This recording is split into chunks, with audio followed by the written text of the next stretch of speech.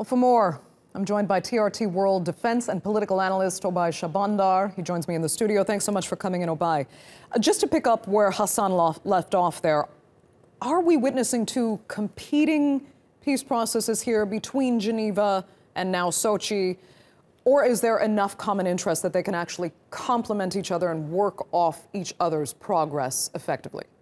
Well, there seems to be a dual-track approach to reaching a political settlement here in Syria, which seems to be the one thing that all sides can agree to, that the conflict has to be brought to an end and that a political solution must be found.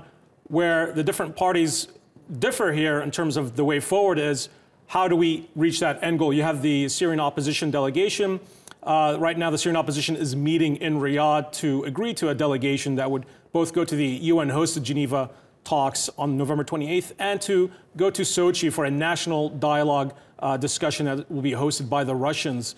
So it seems that while all sides can agree that the end to the violence must be reached to, there are two competing, parallel tracks. On one hand, the Syrian opposition delegation, the former head of the Syrian opposition delegation, just resigned a couple of days ago, actually, in opposition to the Russian plan to bring more outside opposition forces that are supported by Moscow as part of the opposition umbrella delegation in Sochi and in Geneva. So there's some confusion here on who's going to represent the opposition on those talks and under what auspices. The Russians, on one hand, say that Syria must remain united and that constitutional reforms and eventual elections overseen by the international community must take place. The Syrian opposition leader that just resigned was very distrustful of the Russian position, saying that no free and fair elections can take place as long as Bashar al-Assad remains in power. So there's still questions here on how do we reach that end goal where the Assad regime, on one hand,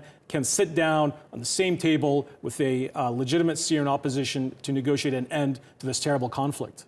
And one of the first and foremost for Turkey here is maintaining, as they said, the territorial integrity of Syria because there are serious threats to Turkey's national security at play here.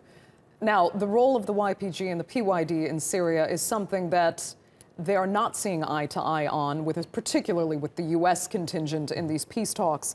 I mean, how does that get resolved? Because it is key to Turkey's national interest, and it has Russia and Iran on its side there. Absolutely. It's a very thorny issue when it comes to the PYD or the Syrian version of the PKK, which has insisted that its political representatives are included as part of the overall talks. Now, let's not forget there is ongoing communication and dialogue between Moscow and the PYD on one hand, and even the Assad regime and the PYD on the other hand. There's still major questions on at what point does this issue really get addressed head on. I mean, let's look at the facts on the ground that are being created by the PYD. They've created a civil administration that is effectively autonomous. They are trading with the Assad regime with Damascus. There's Russian forces, military police in Afrin, the province that's controlled by the PYD on the Turkish-Syrian border. So when it comes to the issue of sovereignty and maintaining a unified Syrian state, the PYD remains a very thorny issue, and it's definitely going to be a major topic that's going to be at the forefront of the discussion today that's ongoing in Sochi between the presidents of Turkey, Russia, and Iran. Okay, Oubai, we'll leave it there for now. Thanks so much for coming in.